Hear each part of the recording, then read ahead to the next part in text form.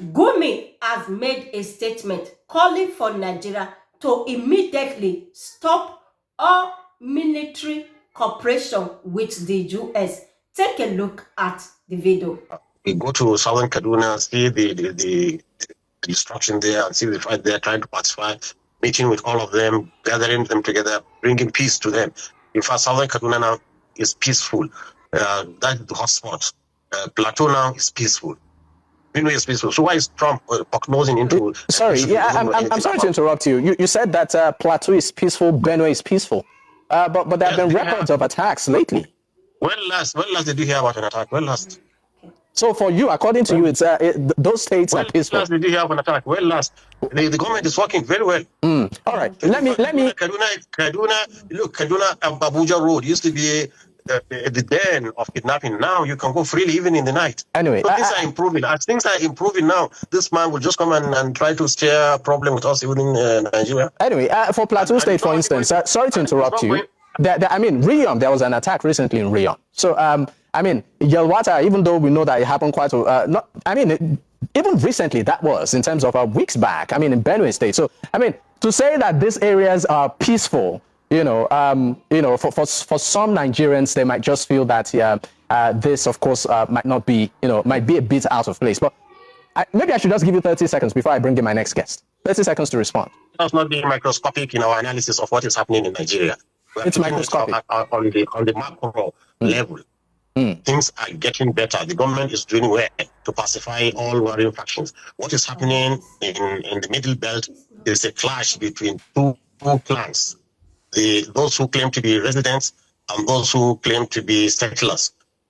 This is the clash between them, fighting over land. They are not fighting because of religion. All right. Thank you so much. Religion in it. You see, it will widen the scope. And if it widens the scope, Nigerians, Muslims, and Christians started killing themselves. We don't achieve what we want to achieve. All right, Sheikh Gumi, thank you so much. Let me bring into the conversation Zari Yusuf is the former coordinator of the Middle Belt Patriots. He joins virtually also. Zari, great, of course, having you. Your reaction to some of things that have been said, but I would also direct the same question to you, where, of course, Nigeria has been designated, according to President Trump, a country of particular concern, citing killings targeted at a particular faith. Does this reflect our reality? Well, thank you very much for this opportunity. I'd say to you that indeed that reflects the reality in Nigeria. That is a welcome development, and that is not new or unexpected. It's something that is long overdue. To start off, I'd say to you, frankly, what appears to be mischievous in the word of the cleric would be the denial of a Christian genocide. As a matter of fact, I know you would likely have been taken aback when he said Benue is now peaceful, Plateau is peaceful, Southern Kaduna is peaceful. Of course, we understand the notion of peace is relative to a large extent. But going by the history of Nigeria, at least in the last 2 decades, we can very much draw a clear line between what is peaceful and what is not peaceful. You are dealing with a situation where, let me even start with a certain point. How did we get to the CPC list in the first place? It is simply because it is not just because there are attacks on innocent people, innocent civilians who are harmless, but it's simply because there is a certain attitude with which the government responds to these attacks. Throughout General Muhammadu Buhari's regime, especially when it was in Benue, there was hardly an attack where the presidency will not give a statement that looks like excusing, the attack, telling the people, cede your land so that, the Fulani would build ranches and all of that. The people have followed this pattern over. I mean, you can't argue with a pattern that has proven itself for about 2 decades. This is a clear case of an Islamist militia that is basically targeting Christian communities and sacking them. If it is a matter of land, is it only the Fulani people that have lived in other people's land in the Middle Belt? Do we not have Calabar people? Do we not have Yoruba people? Do we not have people from the south? Do we not have Igbos? Why is it only from one end? And if it is a battle over land, say crisis, for instance, why is it only that one particular group is strictly composed of Muslims, they are sophisticatedly armed, and they are always killing the other groups who happen to just be agrarian people living their life, and they just turn out to be Christians? So the idea of putting Nigeria on the CPC list reflects the truth of it. It is not as if somebody woke up in the morning and met a group of people living peacefully and then decided, let me bring in misunderstanding to them. Of course, he has been dismissive of the reality on ground, saying he doesn't want a scenario where Christians and Muslims will start killing each other. There is no such scenario. The only scenario we have are armed Islamic terrorists that have been killing Christians for almost 2 decades. So what exactly are we talking about? And what exactly are we afraid of being put on the CPC list? I remember the statement is that if the government will not take the responsibility of ending these killings, then of course the international community has a legal and a moral responsibility to step in. Wherever there is a genocide, you don't need the permission of the government of that country to end it. All right. It's just like let's quickly look at our approach in tackling insecurity as a nation. This, of course, has been festering for quite some time. We've seen, and that's years, I'm talking about years here. We've seen different approaches. You've also been very much, what I call it, involved, particularly when it comes to the issue of banditry and this terrorist. I mean, you've been consistent in a way, talking about dialogue, rehabilitation, and even amnesty for the repentant, terrorists, which I just want to put this to you and ask you, from your perspective and what you've seen and experienced, why does it appear that like we're moving in circles? Before I get to that, what I can see clearly is why do you put the list of Christians killed without a corresponding list of Muslims killed? Muslims in the southern Kaduna and in Plateau are killing the thousands. And it's not only the militias they are killing them, even the Air Force have bombarded and killed so many villagers like that. So why don't we have a list of that? Why don't we have the list of people that we have massacred during their celebrations? Why don't you put those who were slaughtered in the boss? Why don't you put the image of Major General Kali? So many cases. I think we Muslims, what we need to do now is to bring out to public the names of those who are killed and massacred in the southern, in the Middle Belt region. That is a mandatory for us now, so that the string of the information will not tilt against what is happening. It's two people fighting.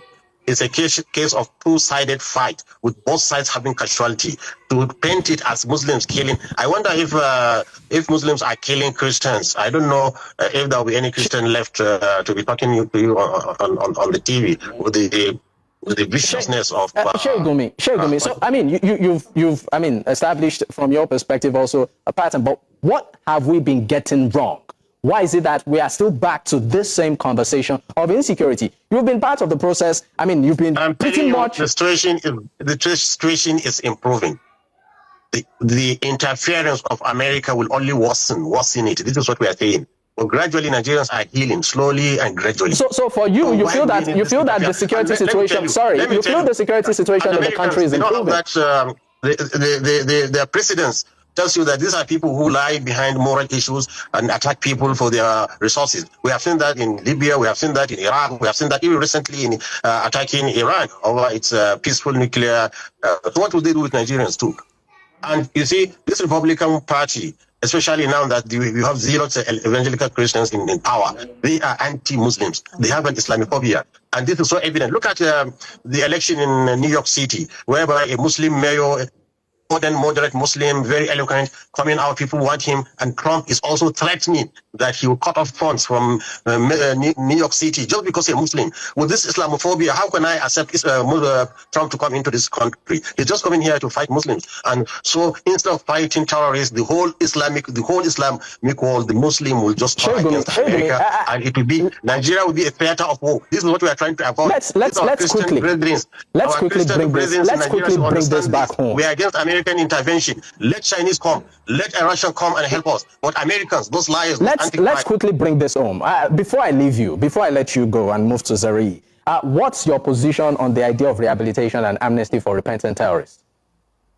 So if they repent, what do you want to do? To kill them? Jesus Christ, taught us that, you see, if somebody repents. A prostitute came to him, they wanted to stone her because it's stoning and killing. And he said, go and sin no more. This is even Christianity. So what do you want us to do? Put them and that is what is called genocide. If they surrender, then we accept their surrender and rehabilitate them and make them useful Nigerians. So if they want to fight in the army, it's even better. They want to fight those people who. So you're saying it's okay for for repentant terrorists to fight in the army? It's even better because they know the secret of the bandits. But do you think that has helped us over the years? Because where I'm going to with this. China, I was in Betukuri just about 1 year ago. It's better. Things are calm. Not like those days when soldiers were calling me crying during Jonathan's time. So There's a great improvement in Maiduguri. I mean, on I've told you, Americans are arming Boko Haram with anti-aircraft guns. These same Americans, this same criminal country that wants to come and disturb Nigerians. All right. Look, I'm still going to stay with you on this, please. Do not allow these antichrist people to come into Nigeria here. I'm telling you, because we all suffer. Nobody will find it easy. So don't think they are coming here to save you. They don't even, they're Christian. This man who's groping women and doing all that kind of stuff, this man, a convicted felony, giving money to a prostitute so that she will keep quiet. This same man you tell me is fighting for Christian. Is that Christianity? Sheikh Gumi, let me leave you for a moment, and let me, of course, bring in Zari Yusuf. Zari, quickly, maybe you'd like to react to some of the things that have been said, but my question to you also is, where have we been getting it wrong as a nation? Why are we still having this conversation, even after many years and several efforts? One of the key reasons why we are getting it wrong is because of people like Sheikh Mahmoud Gumi. In a clear case of a war, because he's talking about bloodshed, there has been bloodshed. Nigeria has been a theater of war for almost 2 decades. Possibly it is not affecting him directly because most of the casualties, most of the mass murders is that of Christians. He appears to be a negotiator, but to be very honest with you, he has advocated more for appeasing the terrorists rather than advocating justice for the victims. And I think it's important to us because I believe he's an Islamic cleric. He understands the concept of justice. How do you deal with a scenario of people raping women, people killing soldiers, people decimating homes, people sacking communities, but then the strength of your advocacy is that the government should appease them? Where in the whole world, in the history of any war, whether guerrilla warfare, whether military warfare, have you ever found a situation where there is an active bloodshed going on, and then you believe that appeasing the criminals that are carrying out these genocidal attacks and infusing them into the military will help? From the very beginning, when the notion of amnesty, de-radicalization and integration began, we have never seen a scenario where these repentant terrorists, as they call them repentant, have ever led people to their camps and they were decimated. They have been growing exponentially. They have been acquiring more arms. So that is basically the problem we are having. We are getting it wrong simply because we have managed to create a false narrative. An example is we have managed to compartmentalize terrorism or these Islamist activities to look as if it is only Boko Haram that is doing it. The reason is because the rest of the terrorist groups that are jihadist in nature have been forged into different names. For instance, he's talking about two fighting. There is no two fighting anywhere. It is important also, we would love it if you are able to have an example of one Christian militia that is operational in either Sokoto or any of the Muslim dominant state that have been raping women and killing people, then we can understand that. And at least the Muslims will equally lend their voice and say, okay, whatever it is the Americans are claiming that the Christians are suffering from, we are also suffering from it. And since it is all about eradicating terrorism, then good, come and eradicate them. But I think the problem is not just because there are foot soldiers who are killing people. It is because there are people who are sympathetic to the jihadist cause, there are people who are sponsoring them, and the involvement of any foreign nation in a scenario where there is a genocide does not end with the foot soldiers. It traces those who are sympathetic to their cause, whether because of political or religious or ideological beliefs. It equally traces those who sponsor them. And I think that is primarily where the problem lies in Nigeria. We are not sincere with the war against terrorism. Once it involves, because wherever you go to, we can't force ourselves. Most of the time, you find a lot of Muslims claiming that these people, they are not truly representing Islam and all of that, blah, blah, blah, and all of that. But the truth is that there is an Islamist, well-armed Islamist jihadist group that has been massacring Christians. And what we find, unfortunately, people who should be speaking or condemning this act are busy trying as much as possible to create sympathy for them. You can imagine him saying that killing the terrorists will now amount to genocide. Then what would you tell the people that have been burying there? For instance, just of late in Yelewata, over 250 people were killed. But he describes that not as a genocide. He says two fighting, even though we don't know. All right, Zari Yusuf. I mean, we are really trying to manage time, and I know you have a lot to say, but let me bring the... Dear brothers and sisters, you heard what Gumi is saying with his mouth. No, does this man have feelings? Why is he saying that US are not supposed to come and fight for Christians in Nigeria? That they should go and call China, they should go and call Russia because the US have blood in their hand. Which blood? The one that the Boko Haram are doing and the terrorists are doing. Is there no blood in their hand? And you are expecting that they should go and do negotiation with the terrorists. When you know what the terrorists are doing, the terrorists are buying people, they are abducting people. When they finish abducting, they will be demanding a lot of money from them. If these victim people that the terrorists are adopting have a lot of money that they are demanding. Will these people be like that? Will they be staying in the village? Will they be carrying farm in the village?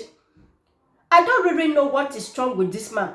I think all these Muslim people have to call this Mr. Gumi in order, because what he's just doing now is spoiling the name of the Muslim, because people will not be looking at Muslim people that everybody are equal, whereas some of the Muslims, some of them are good people inside, all of them are not the same.